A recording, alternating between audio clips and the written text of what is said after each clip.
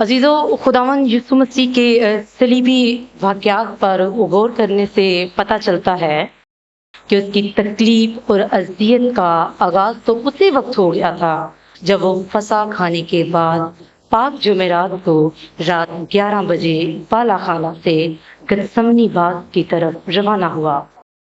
और जब वो जान लेने की हालत में दुआ कर रहा था तो उसका पसीना गोया खून की बड़ी बड़ी बूंदें होकर जमीन पर टपकता था।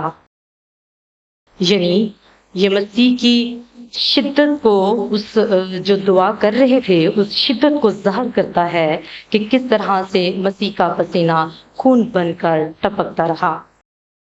झूठे इल्जामात लगाए गए, कोड़े मारे गए। जुमा के दिन सुबह 9 बजे उसके हाथों और पांवों में कील लगाकर सलीब पर लटकाया गया। लगातार 6 घंटे उसके जिस्म से खून बहता रहा। दिलाखिर उसके जिस्म में पानी की कमी हुई, जो कि इंसानी जिस्म के लिए फितरी बात थी। इस पर हमारे निजात दहिंदा के मुंह से ये अल्फाज निकले, मैं प्यासा हूँ। यीशु मसीह के दुख और तकलीफ में कमी नहीं हुई, बल्कि इस अजियत में बतदरीज इजाफा ही होता चला गया।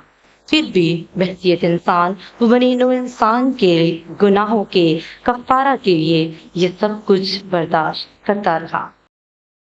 कलवरी के सफर में यीशु मसीह को 2 बार मशरू पेश किया गया। इसके बाद मत्ती 27 बाब 33वीं आयत से लेकर 34वीं आयत में लिखा है, और उस जगह जो गलगत्ता यानी खोपड़ी की जगह कहलाती है पहुंचकर पित मिली हुई, मैं उसे पीने को दी, मगर उसने चख कर पीना ना चाहा।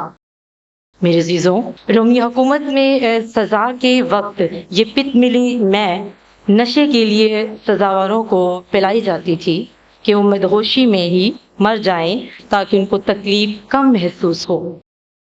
लेकिन हमारे निजात दहिंदा खुदावंद यीशु मसीह हमारे गुनाहों के कफारा के लिए रज़ाकाराना ये दुख दर्द बर्दाश्त कर रहा था, इसलिए उसने पित मिली मैं पीने से इनकार कर दिया, क्योंकि वो अपनी खुश व हवास में रहकर बनीनो इंसान के गुनाह के कफारा का काम पूरा करना चाहता था। दूसरी बार सिक्का उस वक्त पेश किया गया जब खुदावंद यीशु मसीह ने तकरीबन 3 बजे सपहर खुद कहा कि यूहन्ना 19:29 आयत, मैं प्यासा हूँ। तो रोमी सिपाहियों ने उसे सिक्का में भिगोए हुए स्पॉन्ज को सूफे की शाख पर रखकर उसके मुंह से लगाया। यहाँ हम मैं प्यासा हूँ को 2 मानों में देखेंगे, लुग़वी मानों में और उसके मजाजी मानों में।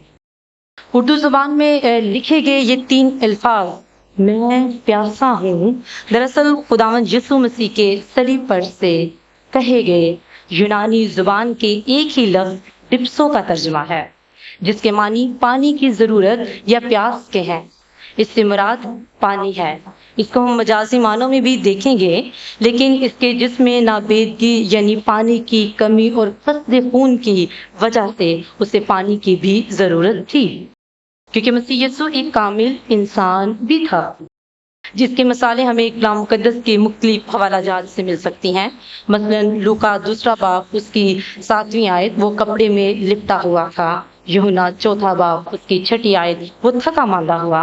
इसी तरह के बहुत से हवालाजात जिससे ये ज़ाहिर होता है कि यीशु मसीह एक कामिल इंसान भी थे, हमें बाइबल मुकद्दस में से मिल जाते हैं। डिप्सो से मुराद प्यास की ऐसी शिद्दत जो मुसीबत का रूप धार लेती है।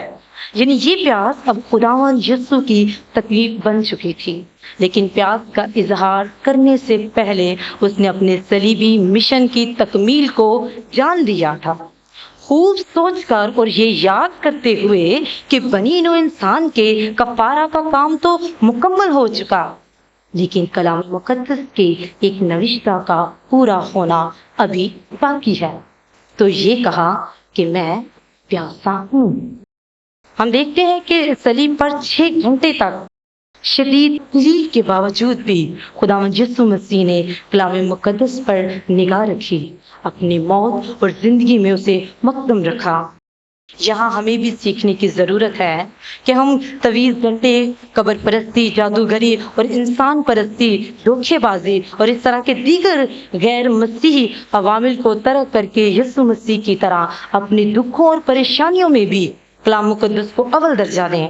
زبور 119 اس کی 11ویں آیت میں لکھا ہے، میں نے تیرے کلام کو اپنے دل میں رکھ لیا ہے تاکہ میں تیرے خلاف گناہ نہ کروں۔